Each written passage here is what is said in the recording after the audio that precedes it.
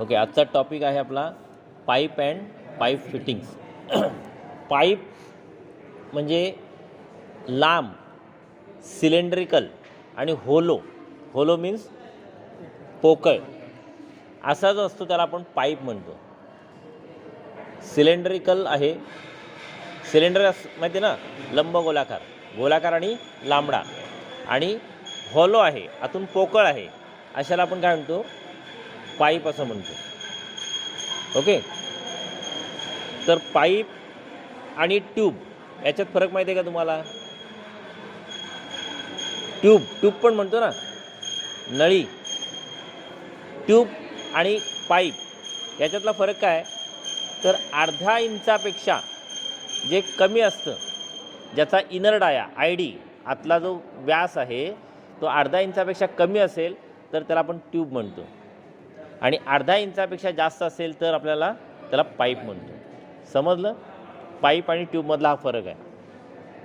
तर मग अर्धा इंचापासून पुढे आपल्याला 1 इंच, 1.5 इंच, 2 इंच, अगदी 60, 70 इंच म्हणजे 5-6 फूट जिथून आपण माणूस त्या पाईपलाईनमधून चालत जाईल ते डायमीटर किती पण वाढू शकतं. ओके, त्याच्यानंतर साधारणतः पाईपच्या लेंथ असतात त्या आपल्याला जे पाईप GIचे आणतो आपण किंवा MS आणतो ते 20 फुटाचे असतात, आणि PVC जे आणतो ते 10 फुटाचे आणतात. कारण त्याच्यानंतर पाईपची लेंथ जी आहे ती तुम्हाला सांगितली की PVCची 10 फुटापर्यंत असते आणि ह्याच्या 20 फुटापर्यंत असतात. हे का? तर ट्रान्सपोर्टला व्यवस्थित ट्रान्सपोर्ट त्याचं करता आलं पाहिजे. भरपूर मोठ्या पाईपलाईन्स आपण वापरू शकत नाही. मग पाईपलाईनचा जन्म कसा झाला असेल किंवा का झाला असेल, त्याच्या पूर्वी का असेल? तर पूर्वी बघा, पाईपलाईन नसेल त्यावेळेला काय असेल, तर पाणी तुम्हाला आणायचं आहे तर तुम्हाला बकेटने, हंड्यात किंवा कुठल्याही भांड्यात ट्रान्सपोर्ट करायला पाहिजे. क्वांटिटी किती येईल? जेवढ्या तुम्ही फेऱ्या माराल तेवढ्या. समजा तुम्ही अर्ध्या तासावरनं पाणी आणताय तर 2 हंडे आणलेत तर ते 2 हंडे पाणी जमा होईल. परत दुसऱ्या जायला अर्धा तास, यायला अर्धा तास, परत 1 तासाने, म्हणजे परत दर 1 तासाच्या इंटरवलने तुम्हाला 2 हंडे मिळतील. त्याच्यामुळं ट्रान्सपोर्टेशन कसं होईल? स्लो होईल, प्लस एनर्जी जास्त लागेल, मॅनपॉवर लागेल, आहे की नाही? त्याच्यानंतर कसं झालं असेल त्याचं किंवा ट्रान्सपोर्टेशन, की पाटात बघा आपल्याला ह्याच्यात शेतामध्ये पाट असतात, चॅनल, की पाटातलं विहिरीतलं पाणी काढलं की ते पाटात सोडलं की ते वाहत शेतात. मग अशा प्रकारे तो पाणीचं वहन चालू आलं. पण मग ते एका पर्टिक्युलर सिस्टीमसाठीच पाणी वापरू शकत होतं. ते परत घरात भरून ठेवता येणार नाही, किंवा उंचावर येईल का? नाही येणार. जो स्लोप आहे, सरळ किंवा स्लोप, याच्यावरच तो पाणी चढेल. एकदा उंच आला की पाणी चढणार नाही. म्हणजे ते ड्रॉबॅक आहेत. ट्रान्सपोर्टेशनचा वेळ लागतो, एनर्जी जास्त लागते, तुम्ही उंचावर पाणी नेऊ शकत नाहीत. हे त्याचे ड्रॉबॅक्स आहेत, है की नाही? क्वांटिटी तुम्ही जास्त, म्हणजे जो रेट आहे ट्रान्सपोर्टेशनचा किंवा फ्लोचा जो रेट आहे तो रेट जास्त राहणार नाही, तो कमी होईल. फ्लो रेट कमी झाला तर तुमचं कलेक्शन कमी होईल. हे ड्रॉबॅक्स होते ट्रान्सपोर्टेशनचे. दुसरी गोष्ट, तुम्हाला ट्रान्सपोर्ट जर चॅनलद्वारे करायला लागला तर तो ओपन टू ॲटमॉस्फिअर आहे, म्हणजे त्याच्यात फॉरेन मटेरियल काय होणार? मिक्स होणार. किंवा हे पाण्याच्या बाबतीत झालं, एखादे सॉल्वंट आहेत, एखादे केमिकल्स आहेत जे हायली डेंजरस आहेत, हे जर ट्रान्सपोर्ट करायचं झालं तर ते तुम्ही ओपनली करू शकत नाही. चॅनलद्वारे कराल का? नाही. मग ह्या सगळ्या गोष्टींचा ड्रॉबॅक आहे ट्रान्सपोर्टेशनला, कोणत्याही लिक्विडला.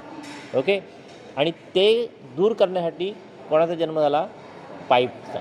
पाईप हा क्लोज सिस्टीम आहे ट्रान्सपोर्टेशनची. काय आहे? क्लोज सिस्टीम आहे. मग ह्या पाईपमुळे काय झालं? तुमचं ट्रान्सपोर्टेशन सोपं झालं, तुमची मॅनपॉवर कमी लागली, आहे की नाही? तेवढंच पाणी व्हायला, समजा 1000 लिटर पाणी व्हायचं आहे तर मला किती वेळ मॅनपॉवर लागली असेल, किती मॅनपॉवर लागली असेल, आहे की नाही? तो कमी झाला, क्वांटिटी जास्त आली, ट्रान्सपोर्टेशनचा रेट वाढला, सेफली ट्रान्सपोर्टेशन झालं. कुठेही कंटॅमिनेशन म्हणजे कुठलाही बाहेरचं फॉरेन मटेरियल कंटॅमिनेट झालं, मिसळलं असं झालं नाही, किंवा कुठलाही लिक्विड तुम्ही ट्रान्सपोर्ट करायचा झाला तर त्याच्यापासून बाहेर धोका नाही आहे, तो ओपन टू ॲटमॉस्फिअर नाही की त्याचे वेपर्स बाहेर पडणार नाहीत, फायर लागण्याचे चान्सेस नाहीत. ह्या सगळ्या गोष्टीचा फायदा कधी झाला, जेव्हा ट्रान्सपोर्टेशनमध्ये पाईपलाईन आली. Is that clear? मग पाईपलाईनचा पहिला जन्म झाल्यानंतर पाईपचा समजा 20 फुटाचा पाईप निर्माण झाला. मग मी एका ठिकाणाहून जर पाणी ट्रान्सफर करायला लागलो तर जास्तीत जास्त मला 20च फूट पाणी नेता येईल. समजलं का? 20 फूट पाणी नेलं मी तर पुढचं काय, परत मला 20 फुटाचा पाईप कनेक्ट करावा लागेल. मग तो कनेक्ट करण्यासाठी काय करावं लागेल मला, तर काय जोडतात, 2 पाईप सरळ रेषेत जर जोडायचं असेल, कपलिंग, करेक्ट, कपलिंग जोडावी लागली. म्हणजे जन्म कोणाचा झाला आता, कपलिंगचा. कपलिंगमुळं काय शक्य झालं, कपलिंगमुळं काय शक्य झालं की पाईपला एक सरळ रेषेमध्ये कितीतरी अंतरावर पाण्याचं किंवा लिक्विडचं ट्रान्सपोर्टेशन सोपं झालं. कपलिंग काय आहे, तर एक पाईपचा एक छोटा पीस आहे ज्याला इंटरनल थ्रेडिंग आहेत दोन्ही बाजूला. त्याचा डायमीटर, आउटर डाया हा पाईपच्या डायमीटरपेक्षा जास्त आहे. आता आपल्याकडे पाईप फिटिंग्स नाहीत दाखवायला, तुम्हाला डेमो दाखवताना सगळ्या मी दाखवतो. ओके, तर त्याचा आउटर डाया जो आहे कशाचा, कपलिंगचा, हा आउटर डाया जास्त आहे. कशापेक्षा, पाईपच्या आउटर डायापेक्षा. आता पाईपचा इनर डाया आणि कपलिंगचा इनर डाया हे काय असतात, सेम असतात. इनर डाया सेम असतात. म्हणजे ही अर्धाचा पाईप झाला तर हा अर्धाची कपलिंग असते. ह्याच्या इनर डायमीटरवरनं मेजरमेंट ठरतं. थिकनेस वाढली की आउटर डाया वाढला, पण तो पाईप आउटर डायावरनं मोजला जात नाही. त्याचा इनर डाया किती आहे, अर्धाचा, मग हा अर्धाचा पाईप, पाऊंडचा, एकचा. मग त्यानुसार कपलिंगसुद्धा इनर डायानुसार किंवा कुठलेही पाईप फिटिंग्स हे इनर डायानुसार मोजले जातात, ID वरनं मोजले जातात. Is that clear? ओके, तर ही कपलिंग एक साधारणतः 1.5 इंचाची वगैरे असते आणि तिला इंटरनल थ्रेडिंग असतात आणि पाईपला एक्सटर्नल थ्रेडिंग असतात. प्लस 2 एक असे स्लॉट नाही म्हणता येणार, पण 2 असे उंचवटे असतात त्याच्यावर. ते कशासाठी असतात, कपलिंगवर 2 अशा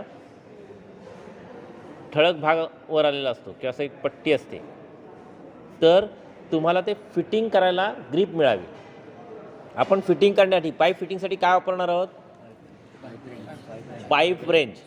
पाईप रेंज हा त्या कपलिंगवर प्रॉपर बसावा आणि फिट करता यावी याच्यासाठी त्याला ग्रीप दिलेली असते. प्रत्येक ह्याला ग्रीप असतात. ओके, जेणेकरून ते पाईप फिटिंग्स प्रॉपरली त्या ह्याच्यात बसतात.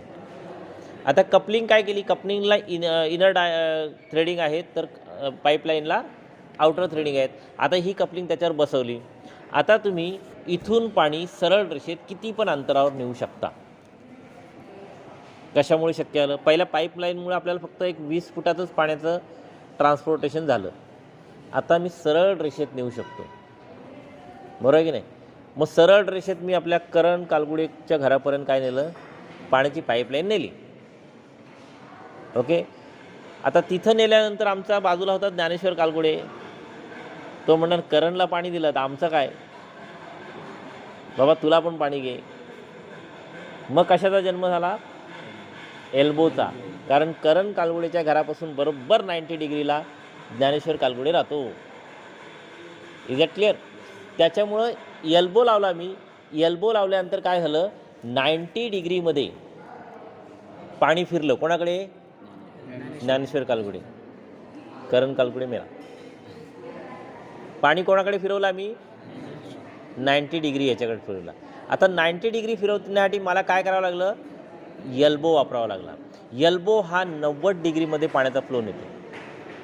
ओके, एल्बोला सुद्धा थ्रेडिंग इंटरनल असतात आणि पाईपला थ्रेडिंग एक्सटर्नल असतात, बरोबर. एक्सटर्नल थ्रेडिंगवर एल्बो बसवला, पाणी कुठे गेला, ज्ञानेश्वर कालगुडेकडे गेला, 90 डिग्रीमध्ये वळला आणि गेला.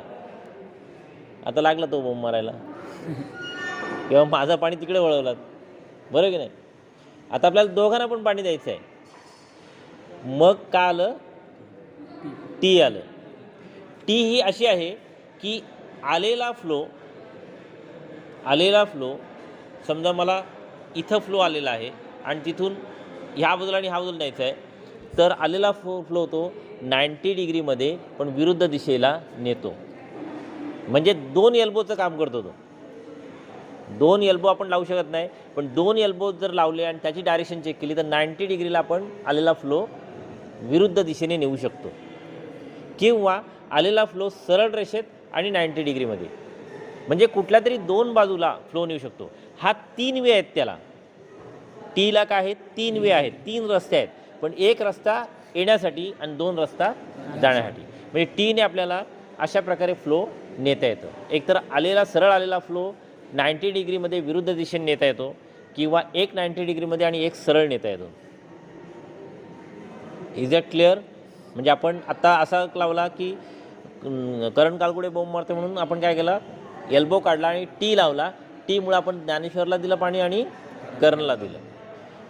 टीला काय आहेत, 3 वे आहेत, 3 बाजू आहेत. तिन्ही बाजूंना च्या एंडला इंटरनल थ्रेडिंग आहे, त्यामुळे ते एक्सटर्नल थ्रेडिंगवर म्हणजे पाईपवर बसू शकतात. Is that clear? मग आता पवार आमचा गप बसणार आहे का? पवार बोलतो सगळ्यांना पाणी घालवलं, आमचा काय? मग एल्बोने शक्य नाही, टीने शक्य नाही, मग काय लावलं पाहिजे? प्लस किंवा क्रॉस म्हणतात त्याला, तो मी लावला. तिथे क्रॉसला 4 वे आहेत. जिथं 3 वे आहेत तिथे 1 वे येण्यासाठी, 2 वे जाण्यासाठी. जिथे 4 वे आहेत तिथे 1 वे येण्यासाठी आणि 3 वे जाण्यासाठी. ह्या क्रॉसला सुद्धा 4 वे आहेत, पण क्रॉसला 4 वेच्या एंडला इंटरनल थ्रेडिंग आहे. त्याच्यामुळं इथे मी हा आलेला पाईपवर तो क्रॉस लावला आणि त्याला आणखीन 3 पाईपलाईन जोडू शकतो. एक ज्ञानेश्वर काळकुडे, एक समीर पवार आणि एक करण काळकुडे. ह्या तिघांकडे पण मी पाणी नेऊ शकलो आणि 3 पाईपलाईन मी जोडू शकलो. लक्षात आलं? म्हणजे माझ्याकडे एक सिंगल पाईप होता ज्याच्याकडे मी फक्त 20 फुटावरच पाणी नेत होतो. त्याला मी पाईपलाईन आणखीन जोडल्या कपलिंगच्या साहाय्याने आणि पाणी कुठं नेलं, करेक्ट. त्याच्यानंतर मी 90 डिग्री जोडलं, इकडं नेलं, परत 90 डिग्रीला टी टाकला, करण काढून नेलं आणि परत ते काढलं आणि क्रॉस टाकला, त्याकडे नेलं. असं क्रॉस टाकून मी 4 ठिकाणी, म्हणजे एवढे मी 4 जे आहेत, टी, कपलिंग, टी, एल्बो आणि क्रॉस, कपलिंग, एल्बो, टी आणि क्रॉस असे मी वापरत गेलो आणि माझा जो ट्रान्सपोर्टेशन आहे तो एरिया वाढवत गेलो. Is that clear? पण आता टी लावला, एल्बो लावला, सगळ्या गोष्ट वेगळे, ठीक आहे. पण हा कोलेकर तो 90मध्ये राहत नाही, तो असा क्रॉसमध्ये राहतो, म्हणजे अगदी अँगलमध्ये 45 अँगलमध्ये राहतो. म्हणतो सर असंच काय, सरळ राहणाऱ्यांनाच काय पाणी, आमचं काय? मग तिथे मी बेंड वापरणार. बेंड हा 90 डिग्रीपेक्षा जास्त पण असतो, विशाल कोणाकडे पण असतो, आणि 90 डिग्रीपेक्षा कमी म्हणजे लघु कोणाकडे पण असतो. म्हणजे सरळच रेषेत राहिला तरच आम्ही पाणी देणार का? अँगलमध्ये राहिलं तर देणार नाही का? देणार. तिथं आम्ही काय लावणार? बेंड लावणार. बेंड लावल्यामुळे काय होतं, बेंड हा आणि एल्बो हे काय करतात, एक अँगलमध्ये पाण्याला वळवतात किंवा लिक्विडला ट्रान्सपोर्ट देतात, बरोबर.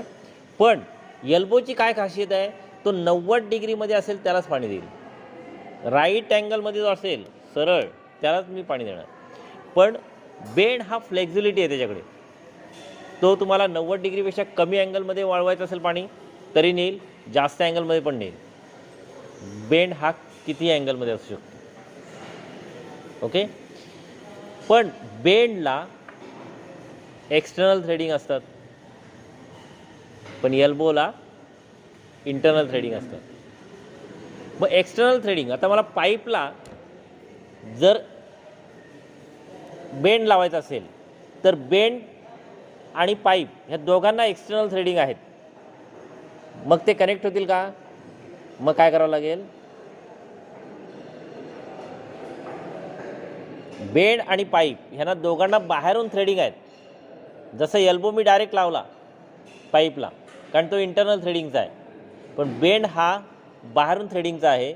मग बेंड आणि पाईप दोघांचे बाहेरचे थ्रेडिंग आहेत. मग ते फिटिंग कशी होणार?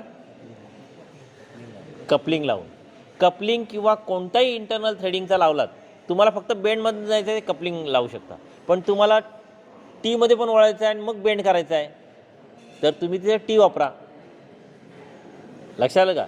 कपलिंगच लावलं पाहिजे असं नाही, फक्त एकाच ठिकाणी तुम्हाला वळवायचं आहे तर कपलिंग लावा. पण तुम्हाला असं 2 ठिकाणी न्यायचं आहे, 3 ठिकाणी न्यायचं आहे तर तुम्ही बेंड वापरा. बेंडच्याच इथे टी वापरा, क्रॉस वापरा. तर तुम्ही काय करू शकता? बेंड पण वापरू शकता आणि इतर ठिकाणी पण नेऊ शकता. म्हणजे बेंड जर पाईप फिटिंगला फिट करायचं असेल तर अगोदर तुम्हाला पाईप लाईनवर कोणत्याही इंटरनल थ्रेडिंगचा पाईप फिटिंग्स लावणं गरजेचं आहे. आणि इंटरनल थ्रेडिंग काय काय शिकलो आपण? कपलिंग, एल्बो, टी आणि क्रॉस. हे इंटरनल थ्रेडिंग लावले तरच काय होईल? आपल्याला बेंड लावता येईल. Is that clear? बेंड लावून आपण काय करू शकतो? आता बेंड आणि एल्बोमध्ये काय काय फरक आहेत हे आपण नंतर बघणार आहोत. ठीक आहे? म्हणजे हा बेंड वापरला मी. आता जिथं कपलिंग वापरले तिथं आणखीन दुसरं एक येतं, युनियन. काय येतं? युनियन. मग कपलिंग आणि युनियनमध्ये फरक काय? तर दोन्हीसुद्धा 2 पाईपलाईन सरळ रेषेत जोडण्यासाठी वापरले जातात. कपलिंग आणि युनियन हे 2 पाईपलाईन सरळ रेषेत जोडण्यासाठी वापरले जातात. फक्त कपलिंग आणि युनियनमध्ये फरक काय? तर कपलिंग फिट करत गेलो आपण आणि समजा आता ह्याच्यातनं पाईपलाईन भिंतीतनं टाकलेला आहे की एखादी पाईपलाईन गेली त्याच्यावर घर आला आहे आणि मी कपलिंग लावलेली आहे, तर मला खोलताना येत नाही, कारण खोलताना तो पाईप फिरला पाहिजे, समोरचा पाईप ओपन पाहिजे, कुठे फिटिंगमध्ये नाही पाहिजे, आणि तो फिरला पाहिजे तरच मला तो पाईप 2 वेगळे करता येतील, अन्यथा करता येणार नाही.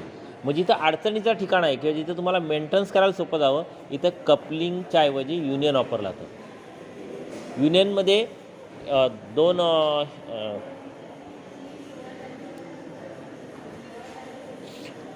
कपलिंगसारखे 2 सुट्टे भाग असतात. आता मी नाव सांगतो तुम्हाला. त्याला थ्रेडिंग असतात इंटरनल, ते 2 पाईपवर बसवतात आणि नंतर ते एकत्र घेतात आणि एका बाजूला एक्सटर्नल थ्रेडिंग असतात आणि त्याच्यावर कॉलर असतो. हा कॉलर फिट करतात. कॉलर ओपन केला, 2 पाईपलाईन ओपन. म्हणजे तुम्हाला मेंटेनन्स करायला पण सोपं जातं. त्याच्यात एक रबर गॅस्केट असते, त्यामुळे तिथून लिकेज पण होत नाही. एकदम प्रॉपर फिटिंगचं आहे. म्हणजे तुम्ही कुठेही पाईपलाईनचं काम करत असाल तर अशा अडचणीच्या ठिकाणी तुम्ही कपलिंग न लावता युनियन देणं गरजेचं असतं. युनियनवर लगेच सिस्टीम तुम्ही ओपन करू शकता. Is that clear? म्हणजे हा युनियन आहे. त्याच्यानंतर 2 पाईपलाईन जोडण्यासाठी फ्लेंज वापरतात. आपण फ्लेंज बनवलेत आहे ना, ते फ्लेंज वापरतात. फ्लेंज लावल्या इंडस्ट्रीमध्ये तुम्हाला कपलिंग किंवा युनियन लावलेले जास्त दिसत नाही. पाईपलाईनला 2 फ्लेंज वेल्ड केलेले असतात, ते एकत्र आणतात, त्याच्यामध्ये गॅस्केट टाकतात आणि नटबोल्टच्या सहाय्याने फिट करतात. गॅस्केटमुळे लिकेज होत नाही. आपण फ्लेंजवर परत एकदा लेक्चर घेऊ. तर ते केल्यामुळे काय होतं, तुम्हाला कधी मेंटेनन्स करायचं असेल, नटबोल्ट खोलताय आणि तुम्ही त्या पाईपलाईन वेगळे करू शकता. त्यामुळे फ्लेंज एक जॉईंट असतं. त्याच्यानंतर अजून एक की तुम्हाला आता पाईपलाईनने मी इकडे एल्बोने दिलं, बेंडने दिलं, टीने दिलं, क्रॉसने सगळीकडे पाणी हे केला आणि एक लाईन सरळ गेली. आता काय होईल? पाणी वेस्टेज जाईल. मग ती कुठेतरी स्टॉप करायला पाहिजे. त्याच्यासाठी प्लग वापरतात. लक्षात आलं? प्लग 2 प्रकारचे असतात. एक इंटरनल थ्रेडिंगचा प्लग असतो आणि एक एक्सटर्नल थ्रेडिंगचा प्लग असतो. इंटरनल थ्रेडिंगचा प्लग जो असतो तो पाईपलाईनवर डायरेक्ट बसतो आणि एक्सटर्नल थ्रेडिंगचा प्लग असतो त्याला परत तुम्हाला पाईप फिटिंग्स वापरावी लागते. म्हणजे पाईपवर परत युनियन वापरायचा किंवा एल्बो वापरा आणि काय करायचं, नंतर तो एक्सटर्नल थ्रेडिंगचा जो प्लग आहे तो लावून फिट करतात.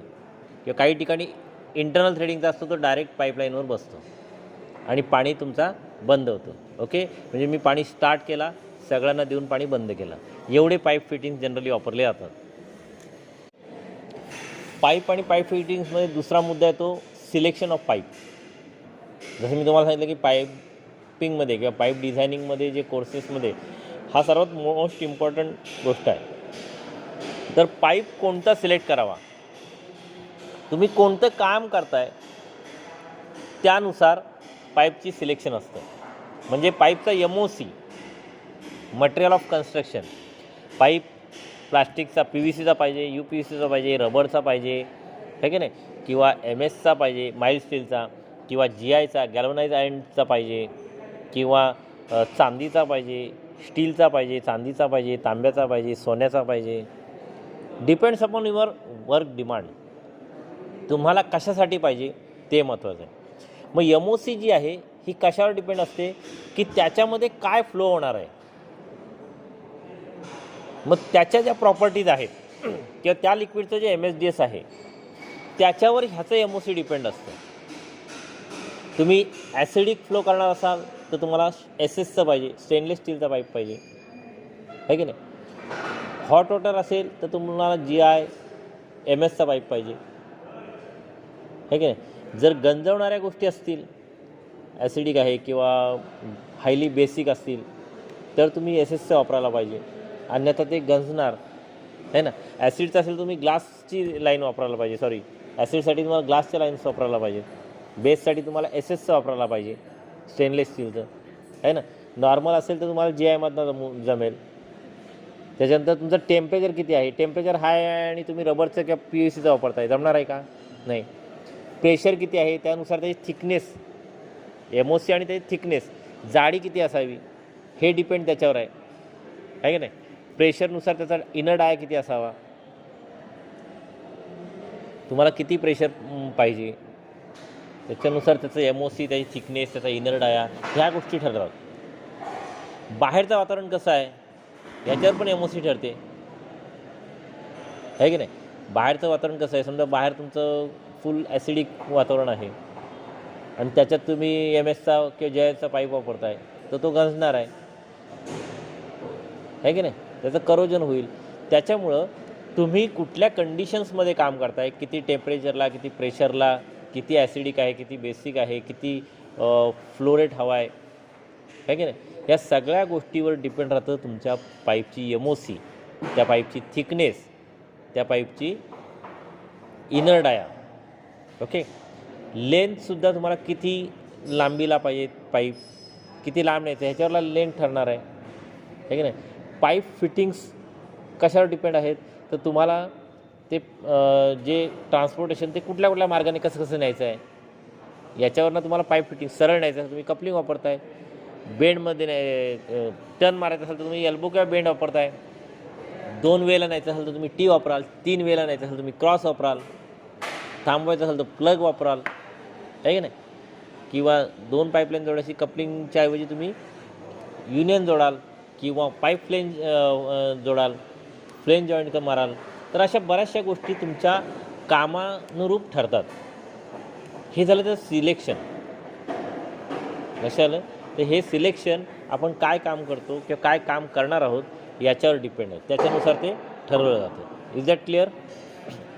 दुसरी गोष्ट तुम्हाला बेंड आणि हे सांगितलं बघा, बेंड आणि एल्बो याच्यात काय फरक आहे. तर एल्बो हा 90 डिग्रीमध्ये मिळतो, बेंड हा 90पेक्षा कमी किंवा 90पेक्षा जास्त डिग्रीमध्ये मिळतो. एल्बोला च्या टोकांना थ्रेडिंग ज्या असतात त्या इंटरनल थ्रेडिंग असतात, त्याच्यामुळं एल्बो हा डायरेक्ट पाईपलाईनवर जोडता येतो.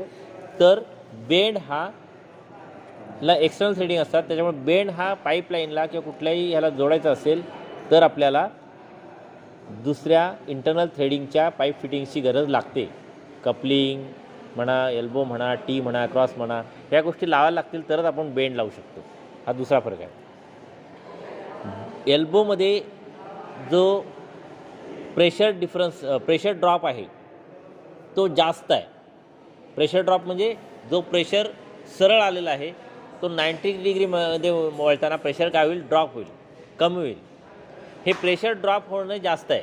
कारण तुम्ही बघा, तुम्ही सरळ धावा आणि एका स्पॉटला 90 डिग्रीमध्ये तुम्हाला टर्न मारायचं आहे तर तुम्हाला तिथं थांबावं लागेल आणि मग टर्न मारावं लागेल. पण तेच तुम्हाला असं यू टर्न आहे तर तुम्ही थोडा स्पीड कमी करून टर्न मारू शकता. तसंच पाणी सरळ गेल्यानंतर तिथं आदळेल आणि मग 90 डिग्रीला वळेल. प्रेशर ड्रॉप जास्त होईल, प्रेशर कमी होईल. आणि तोच जर एल्बो असेल, बेंड असेल, तर बेंड जर 90 डिग्रीपेक्षा जास्त असेल तर प्रेशर ड्रॉप एकदम कमी होईल, है ना. आणि 90 डिग्रीपेक्षा कमी असेल तर प्रेशर ड्रॉप जास्त होईल. म्हणजे एल्बोमधल्या प्रेशर ड्रॉपपेक्षा जर बेंड लावला आणि बेंडचं जर 90 डिग्रीपेक्षा जास्त अँगल असेल तर प्रेशर ड्रॉप कमी होईल आणि 90 डिग्रीपेक्षा कमी अँगल असेल तर प्रेशर ड्रॉप जास्त होईल. Is that clear? हे एल्बो आणि बेंडचे फरक आहे. तसंच युनियन आणि कपलिंग याच्यात फरक काय? तर कपलिंग आणि युनियन हे दोन्ही पण एकाच पाईपलाईनला सरळ रेषेत जोडण्या, दोन पाईपलाईनला सरळ रेषेत जोडण्यासाठी वापरले जातात. पण कपलिंग जोडल्यानंतर आपल्याला जर ती रिओपन करायची असेल तर पाईप फिरवायला जागा लागते. त्याच्यामुळे अडचणीच्या जागेत आपल्याला कपलिंग वापरता येत नाही. पण युनियन वापरली तर युनियन 3 पार्टमध्ये येतं, कपलिंग एकाच पार्टमध्ये येतं. युनियन आपण कॉलर ओपन करून ते 2 पाईपलाईन वेगळे करू शकता. म्हणजे एखादी पाईपलाईन अडचणीत असेल तर पाईप फिरण्यासाठी गरज नाही, युनियन काढली होऊ शकतं. आणि ह्या दोघांच्या ऐवजी आपण काय वापरतो? पाईप फ्लेंज वापरतो. ह्या फ्लेंज पाईपला वेल्ड केले असतात किंवा थ्रेडिंगमध्ये बसवले असतात आणि त्या 2 फ्लेंज एकत्र आणतात, मध्ये गॅस्केट टाकतात आणि जे समोरासमोरचे होल असतात त्याला नटबोल्टने फिट करून फ्लेंजने पाईपलाईन जोडण्याची पद्धत आहे. ओके, हे समजलं. आणखीन येतं स्पायगॉट जॉईंट. स्पायगॉट जॉईंट माहिती आहे का? बघा, रस्त्यावरची पाईपलाईन असतात सिमेंटच्या, त्याचं एक टोक सरळ असतं, मागचं जो टोक असतो तो थोडा फुगलेला असतो, त्याच्यात दुसरा टोक बसतो, त्याच्या मागचा फुगलेला असतो. असं 10-10 फुटाचे पाईपचे पीसेस असतात, मोठे मोठे सिमेंटचे पाईपलाईन्स असतात, ते त्याला स्पायगॉट जॉईंट म्हणतात. ह्याच्यात तो बसतो, त्याच्यात तो बसतो, त्याच्यात तो बसतो. कशाला? अशा प्रकारे पाईपलाईन जोडण्याच्या पद्धती आहेत. पाईप फिटिंग कनेक्ट केल्यानंतर आपल्याला त्यातला प्रवाह चालू किंवा बंद करायचा असेल किंवा कंट्रोल करायचा असेल तर आपल्याला काय वापरावं लागतं? वॉल वापरावा लागतो. वॉल काय आहे? वॉल हा असा एक डिव्हाइस आहे की पाईपलाईनमधून किंवा उपकरणातून वाहणारा जो द्रव पदार्थ किंवा गॅस पदार्थ आहे ह्यांचा दर कंट्रोल करण्यासाठी, नियंत्रण करण्यासाठी किंवा प्रवाह चालू बंद करण्यासाठी जे उपकरण वापरलं जातं त्याला आपण वॉल